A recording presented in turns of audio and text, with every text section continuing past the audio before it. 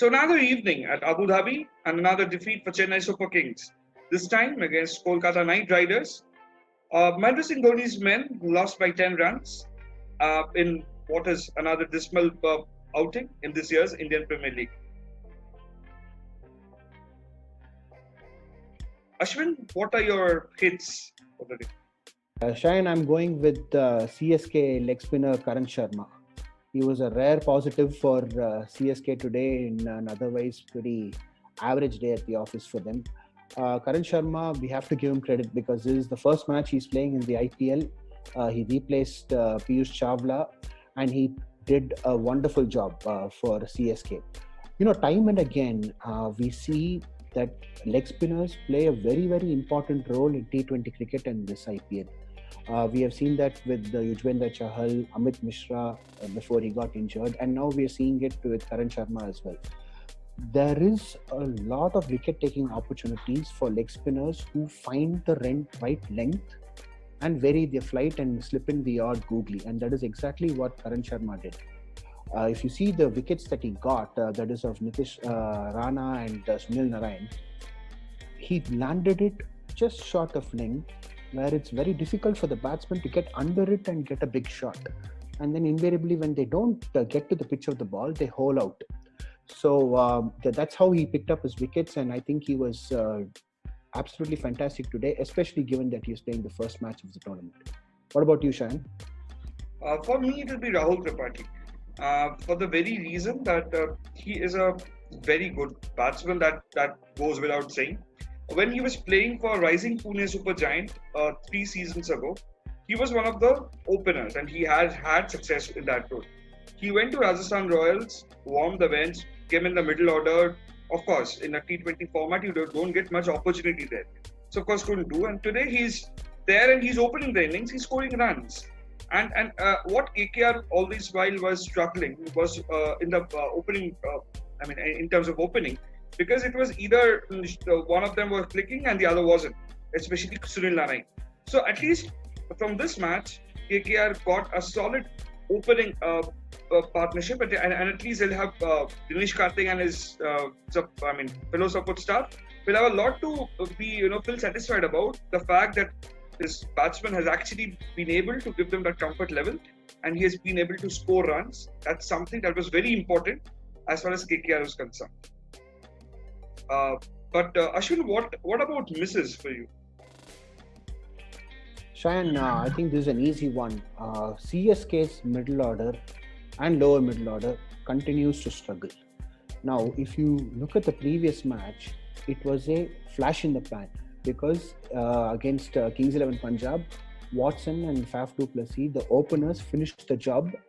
And so it was easy at that point to say all of CSK's troubles have vanished and they're back and they're title contenders and all that.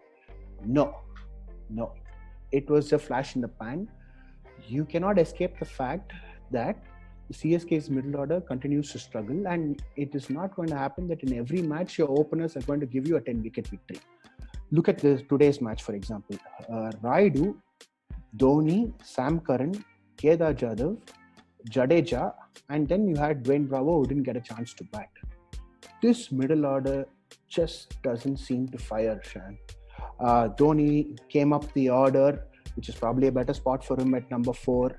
But then again, it was the same old thing. When the required rate moved up to 10, 12, 13, he couldn't break free. And it's down to the same old, let the partner get the big hits. And in this sort of situations, usually Sam Curran comes good, but he didn't today.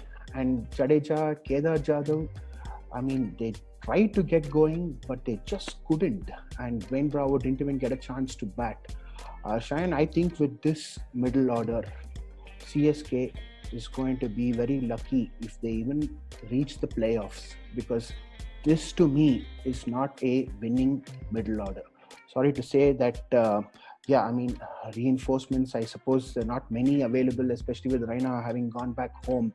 But I don't see this middle order being a winning combination, and you cannot expect the team to ride on just the openers Watson and Faf du Plessis to do it every single match. It's not happening for CSK.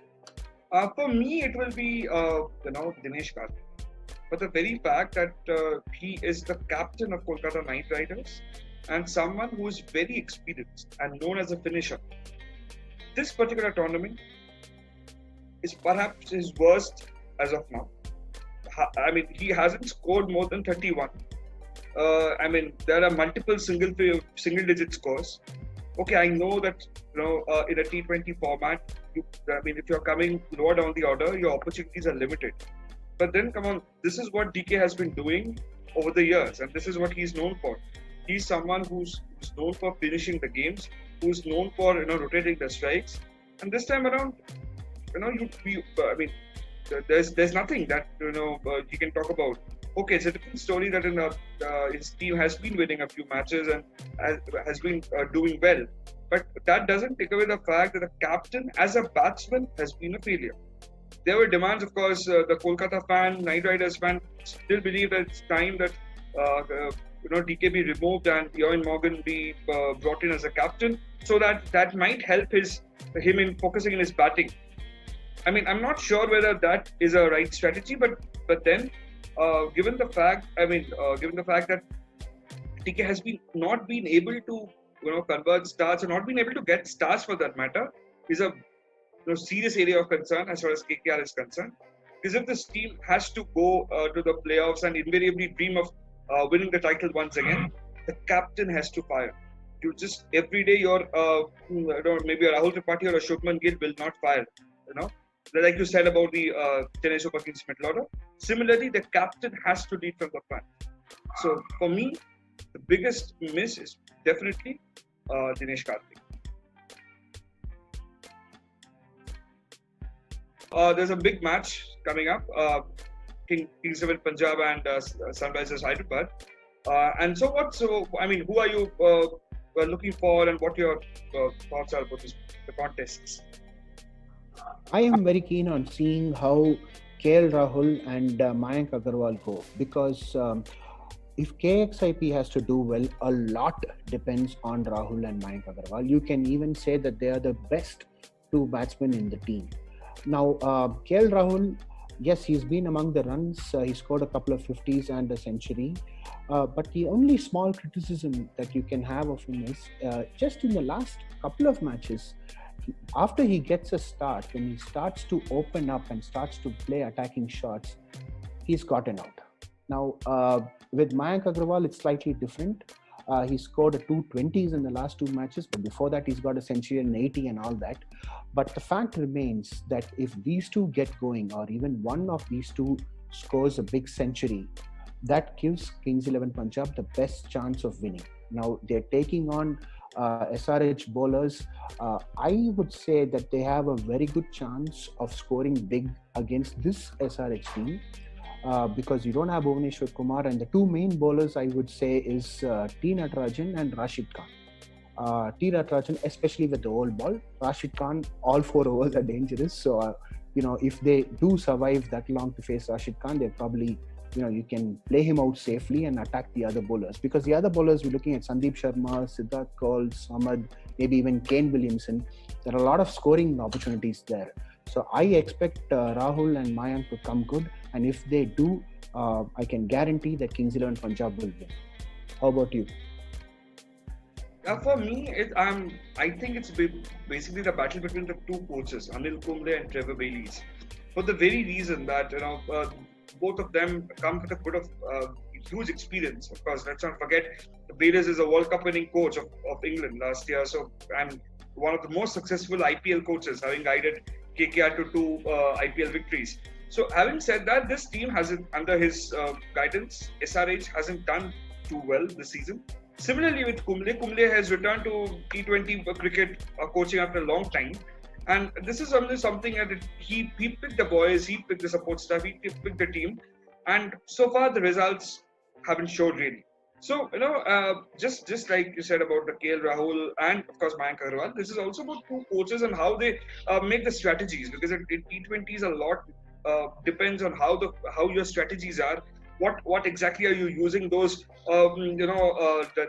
those strategic timeouts, and how you are basically getting a combination right. So, as far as I'm concerned, these two gentlemen will have a lot to think about and a lot to solve before they get onto the field.